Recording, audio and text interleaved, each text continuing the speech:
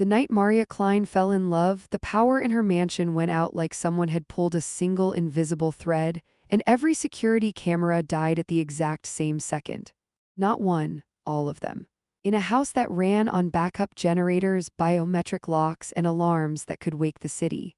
Maria stood in the dark, barefoot on cold marble, listening to the hush of a billionaire's life suddenly becoming human. No hum of elevators, no soft click of automated doors, no comforting green dots on the wall panels, just rain tapping the glass like impatient fingers and the distant sound of her own pulse. Then a candle flared.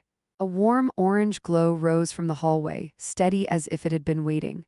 A man stepped into the light, tall, careful, carrying the candle in one hand and a tray in the other, like this blackout was nothing more than a late-night inconvenience.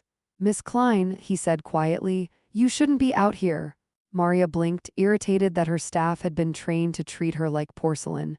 "And you are?" He paused, and for a second she thought he might be afraid.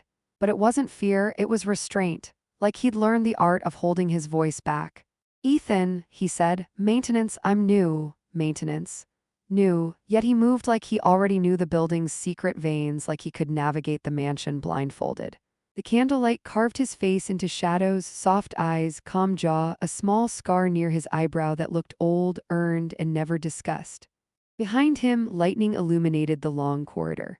For an instant Maria saw something she wasn't supposed to see, a faint red light blinking inside a wall panel that should have been dead. She frowned. "The cameras are down."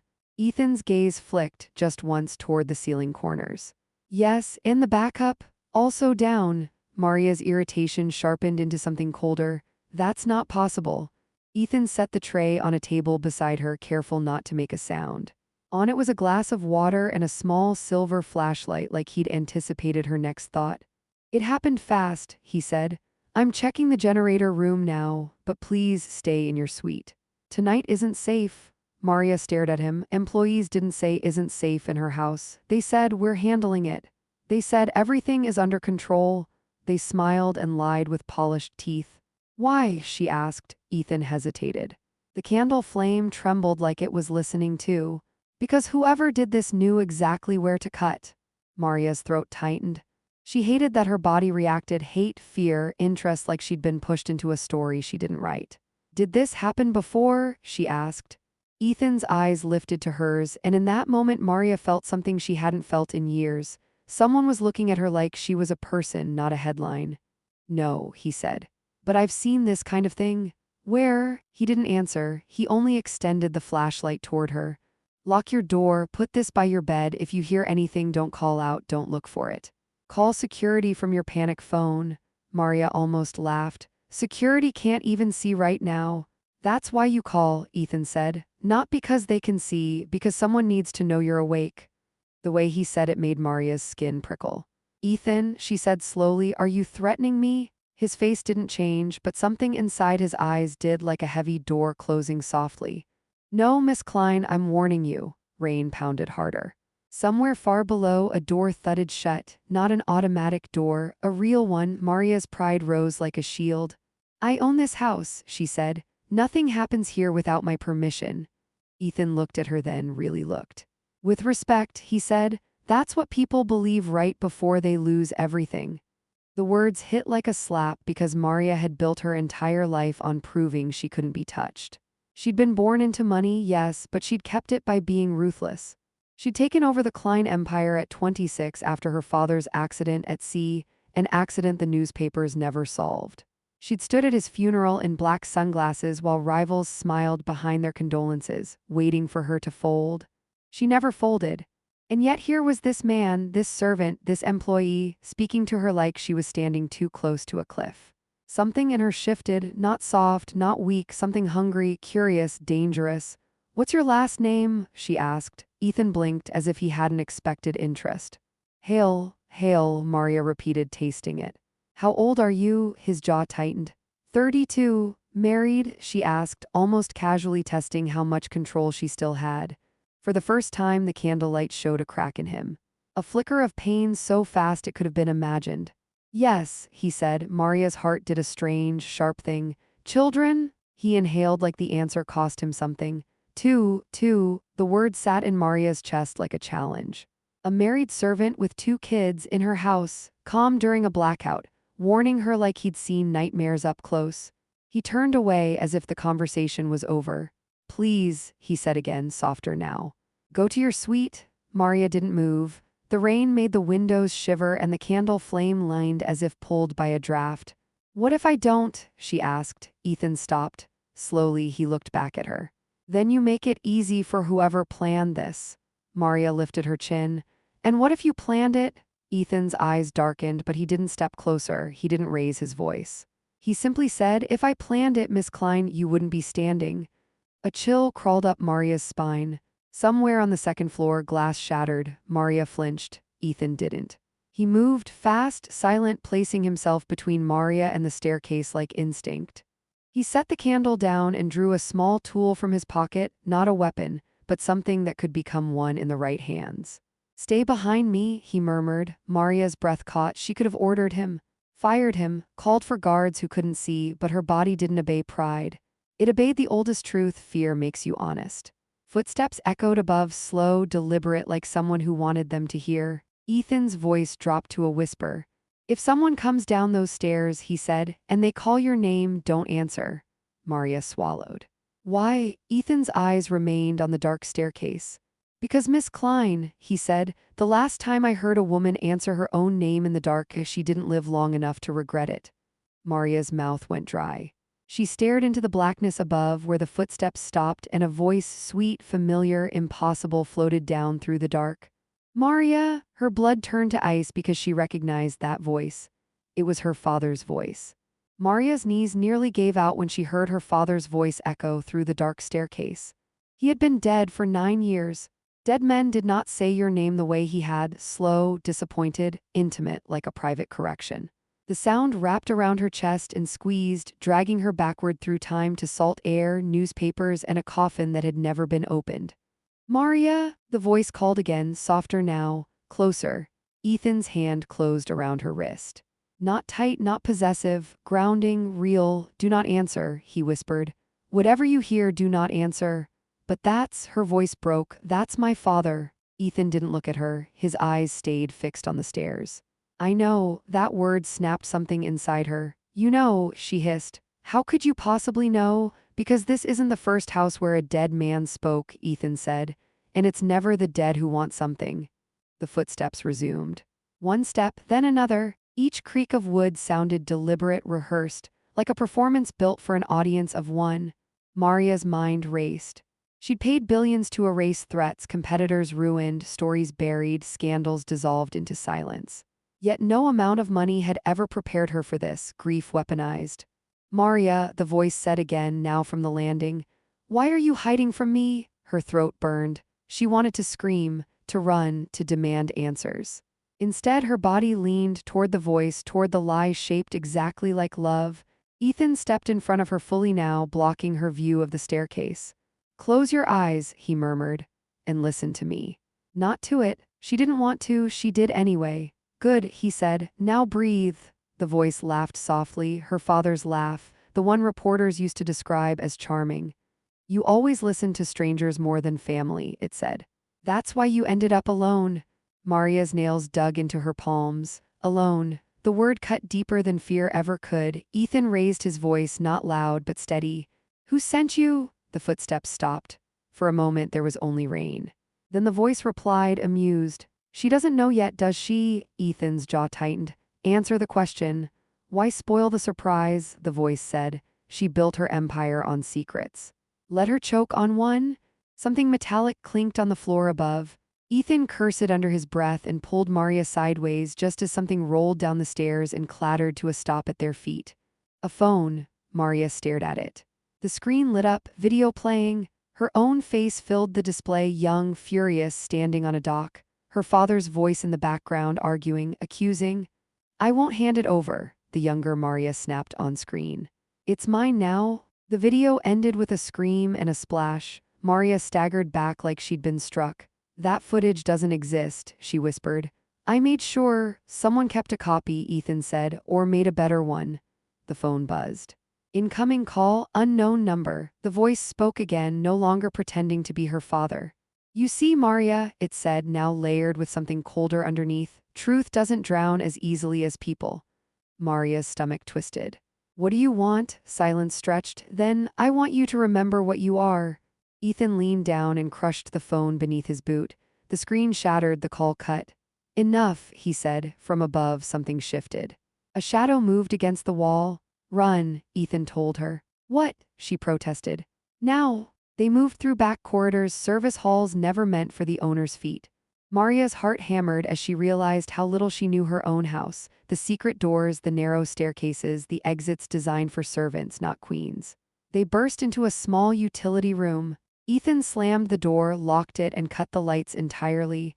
Darkness swallowed them. Maria's breathing sounded too loud. She clapped a hand over her mouth. They know your history, Ethan whispered. The accident, the cover-up, someone wants to tear you apart slowly. Her voice shook.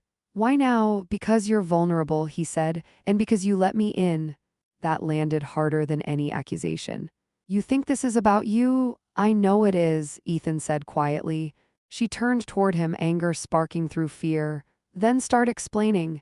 He hesitated. In the dark, his silence felt heavy, loaded. I didn't apply for this job by accident, he said at last. I was placed here. By who? He swallowed. By someone who lost everything the night your father died. Maria's breath caught. You're lying. I wish I was, he said. Footsteps passed outside the door. A pause, then moved on. Maria sank against the wall. The billionaire mask cracked just enough for the girl beneath to show. I didn't kill him, she whispered. I just didn't save him. Ethan didn't respond immediately. When he did, his voice was softer than she expected. That distinction matters, but not to everyone. Silence wrapped around them. In that dark, something dangerous grew, not fear but intimacy, shared secrets, shared threat. You're married, Maria said suddenly. Yes. And you still came here. Yes. Why? Ethan exhaled slowly. Because my wife believes in forgiveness. And because my children deserve a world where powerful people can't bury the truth forever. Maria laughed, sharp and broken. You think forcing truth into the light makes you noble? No, he said. I think hiding it makes you lonely. The words pierced her deeper than the threat ever could. Outside, a door slammed. Alarms began to whine as the backup system rebooted too late. They're leaving, Ethan said. For now, Maria echoed. They always come back, he said. Especially when you're useful. Maria closed her eyes. Something inside her hardened not into steel but into obsession. Control was slipping. And she hated that Ethan stood at the center of it. You don't get to walk away from this, she said. From me. Ethan met her gaze in the returning emergency lights. I never planned to. As the mansion lights flickered back to life, Maria didn't notice the small red dot blinking again, this time inside her bedroom. If this story pulled you in, subscribe now. Because what Maria does next will destroy a family, expose a lie, and prove that love, when mixed with power, can become the most dangerous weapon of all. By morning, every news channel blamed the blackout on a rare systems failure. Maria watched the anchors speak lies with perfect teeth while standing in her glass bathroom, the city spread beneath her like a conquered map. She should have felt relief. Instead, she felt watched. She turned slowly. Ethan stood near the door, freshly changed into a clean uniform, calm as if the night hadn't tried to tear reality open. He didn't look at the screens. He looked at her reflection. They didn't take anything, Maria said. That's what bothers me. They took time, Ethan replied. That's worse. She shut off the TV. Silence rushed in. You said you were placed here? Yes. By who? He didn't answer. Maria stepped closer. I don't tolerate secrets in my house. Ethan met her gaze. Then you shouldn't have built an empire on them. The audacity should have made her furious. Instead, it made her pulse quicken. Everyone else bent, apologized, explained. Ethan challenged. She circled him slowly, studying the way his shoulders stayed relaxed, how his eyes tracked exits without seeming nervous. You're not maintenance, she said. You're not even security. No, then what are you? A father, he said. A husband, and a man who knows how monsters think. She stopped in front of him. Are you calling me a monster? I'm saying, Ethan replied evenly, that monsters recognize each other. The words hung between them, dangerous and intimate. Later that day, Maria ordered a full internal audit, staff histories, hiring trails, security logs. By evening, one name glowed on her private screen. Ethan Hale. Employment record altered, references sealed, background incomplete, marital status married, children 2, addresses 3, all modest, all far from her world. She should have fired him. Instead, she sent for him. He arrived to her private study at dusk. The ocean beyond the windows burned orange, waves crashing against the cliffs like a warning that never stopped repeating. Sit, she said. He didn't. Do you know what happens to men who lie to me? Maria asked. Yes. And yet you did. Ethan's voice was steady. I withheld, I didn't lie. She leaned forward. Tell me why someone used my dead father's voice in my house. Ethan hesitated just long enough for her to notice. Because grief opens doors, he said, and someone wants you to walk through one. To where? To confession, he replied. Or destruction. Maria laughed softly. You think guilt controls me? I think, Ethan said, that it visits you at night. Her smile vanished. You don't get to talk about my nights? His jaw tightened. Then don't make me part of them. That sentence changed everything. For the next week, nothing happened. No voices, no blackouts, no threats. The calm was surgical, intentional.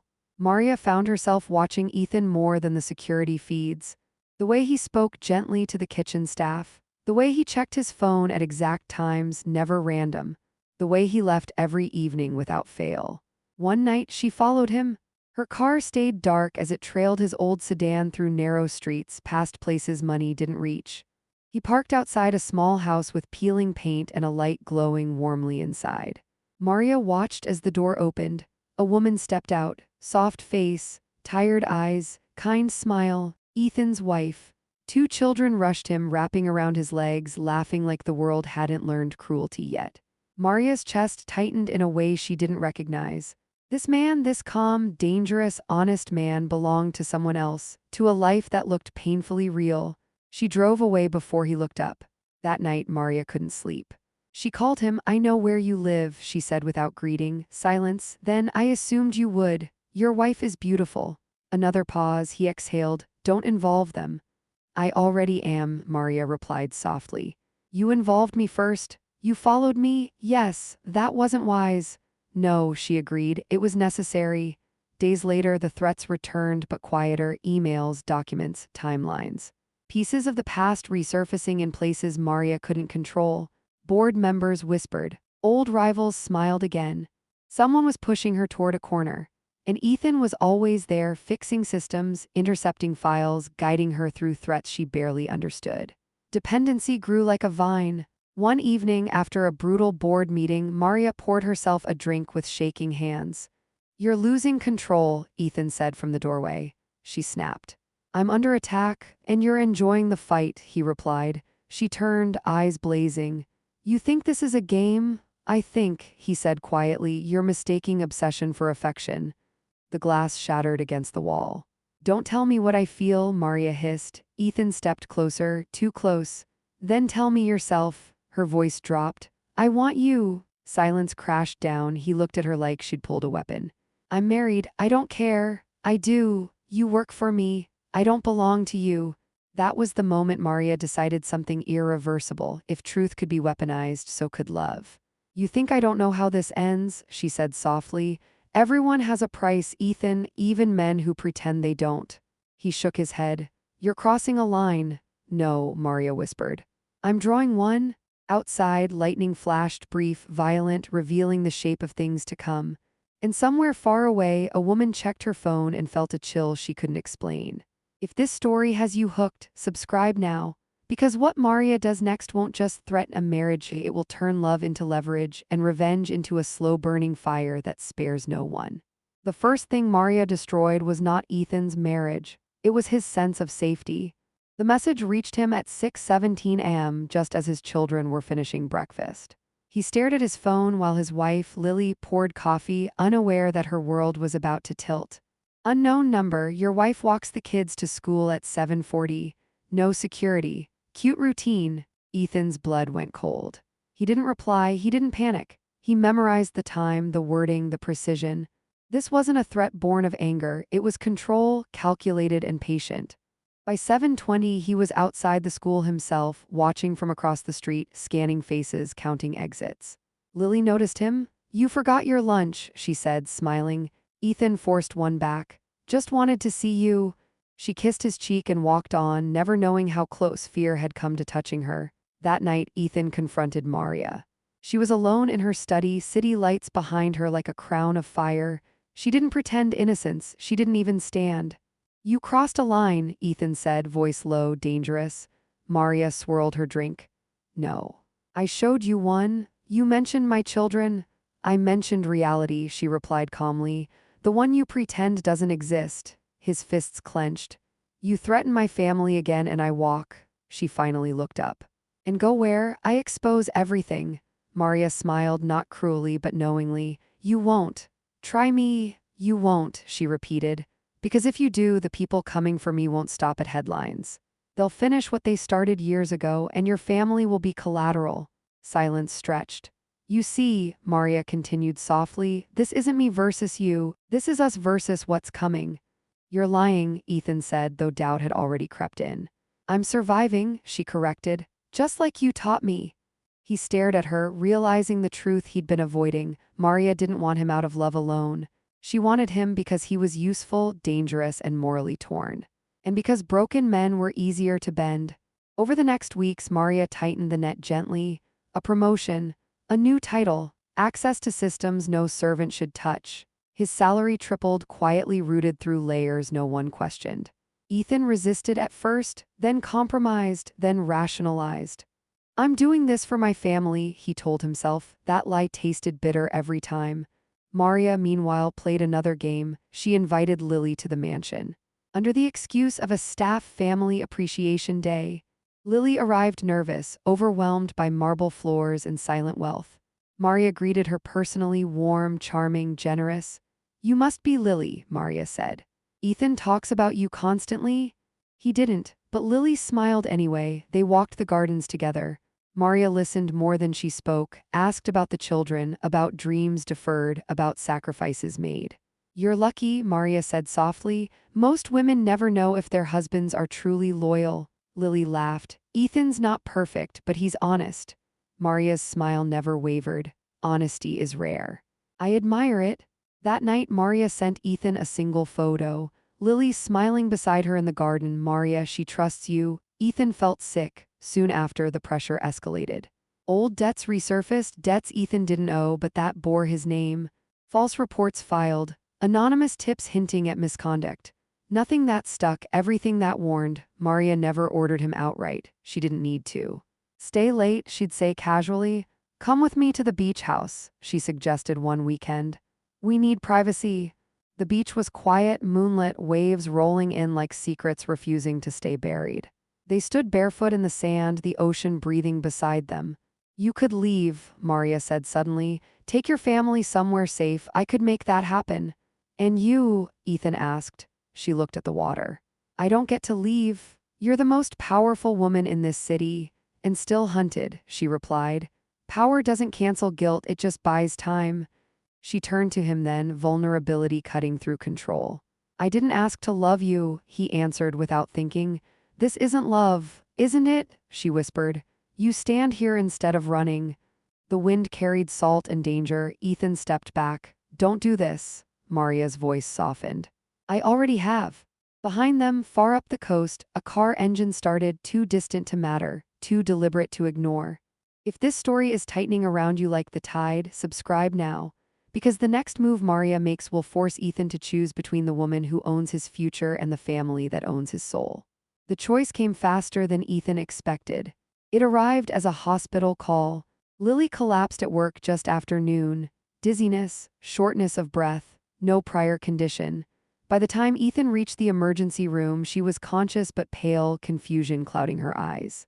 It's stress, the doctor said carefully, and exhaustion, but there's something else. We found traces of a sedative in her system. Very mild, enough to weaken, not enough to kill.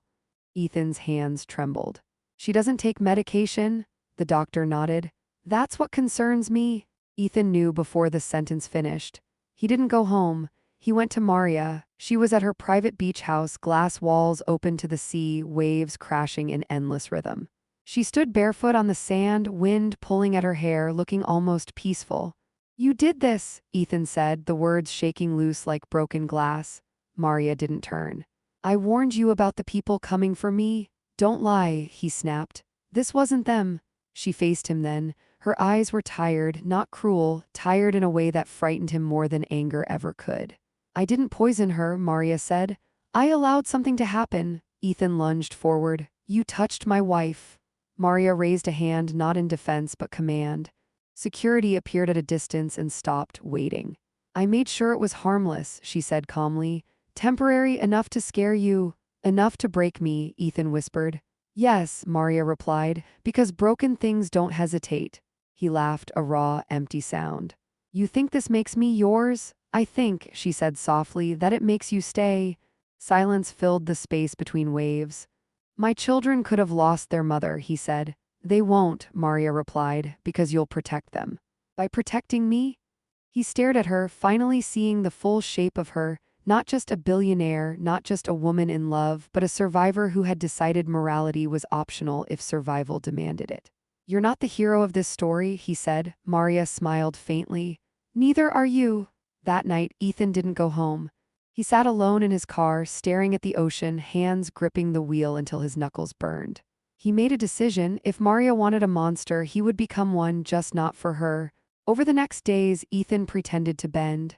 He stayed late. He traveled with Maria. He allowed closeness that looked like surrender. Maria noticed the change and mistook strategy for submission. You're learning, she told him one evening, standing with him on the same beach where control had first tightened. I always do, he replied. Behind the scenes, Ethan moved differently. He copied files Maria didn't know existed. He mapped the blackmail chain, the voice recordings, the altered videos, the shell accounts funding the attacks. He followed the signal behind the signal and found something unexpected. Maria wasn't the architect of the revenge haunting her. She was the target of a larger one. Her father's death hadn't been an accident or solely her failure to act. He had been silenced by partners who feared exposure. Those partners were now circling Maria, using her guilt as leverage, her house as a stage. Maria had responded the only way she knew how, by controlling the nearest weapon. Ethan. When Ethan finally confronted her with proof, it wasn't in anger, it was exhaustion. They're using you, he said quietly, just like you're using me. Maria's hands shook as she read the files. For the first time since the blackout, real fear cracked her armor. I thought if I held you, she whispered, I could hold the line. You crossed it, Ethan said. And you dragged my family with you. Tears welled, brief, furious, wiped away instantly. What do you want from me? He met her gaze. Your confession, her breath caught. That would destroy me. No, he said, it will free you and end this. She laughed bitterly. You still believe in clean endings. I believe, he replied, in consequences. Outside, the tide pulled back, exposing jagged rocks beneath the waterline, danger that had always been there, just hidden. If this story is gripping you like the sea at night, subscribe now. Because the final part will reveal who pays the price, who survives the truth, and why forcing love always ends in loss. The confession went live at dawn. Maria stood alone in her private media room, dressed in white, not for innocence but surrender. Cameras blinked red. The city outside was still asleep, unaware that one of its untouchables was about to bleed truth. My name is Maria Klein, she began, voice steady, eyes unflinching. For years, I allowed a lie to protect my power. I let the world believe my father's death was an accident. It wasn't. Ethan watched from a quiet room miles away, Lily sleeping in the next room, children breathing softly like proof of everything that mattered. Maria didn't dramatize, she didn't beg. She told it clean, how partners pushed, how fear froze her, how silence became currency. She named names. She released files. She burned bridges she'd built with blood. When the feed ended, the internet exploded. Markets trembled. Boards collapsed. Arrests followed before lunch.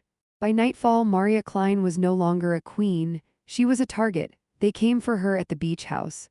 Ethan arrived seconds before the first shot shattered glass. He pulled her down as bullets chewed through walls. The sea roared outside, wild and indifferent. Sirens wailed in the distance, too far, too late.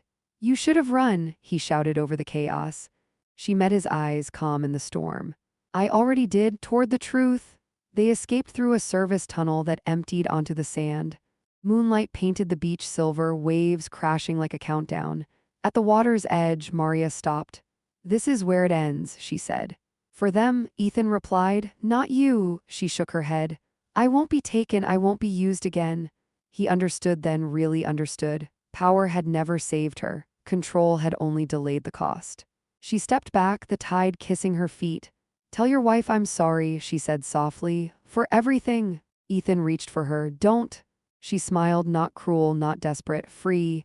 "You gave me something no one ever did," she said. "A choice." Then the waves swallowed her. The ocean took Maria Klein without witnesses, without proof, just salt and silence. They never found a body. The world believed she died, but power has a way of resurfacing. Months later, Ethan sat on a quiet beach with Lily and the kids, the sun low, warm, honest. No secrets, no shadows, just wind and laughter and a life rebuilt. A woman walked past, hair shorter, face softer, eyes hidden behind dark glasses. She paused just long enough to meet Ethan's gaze, a nod, then she was gone. Ethan didn't follow. Some stories don't end with punishment. They end with truth. And the moral burned clear as the horizon. Love cannot be forced. Power cannot replace consent. And revenge always asks for more than you're willing to lose. If this story stayed with you till the shore, subscribe, because the most dangerous storms aren't in the ocean, they're in the human heart.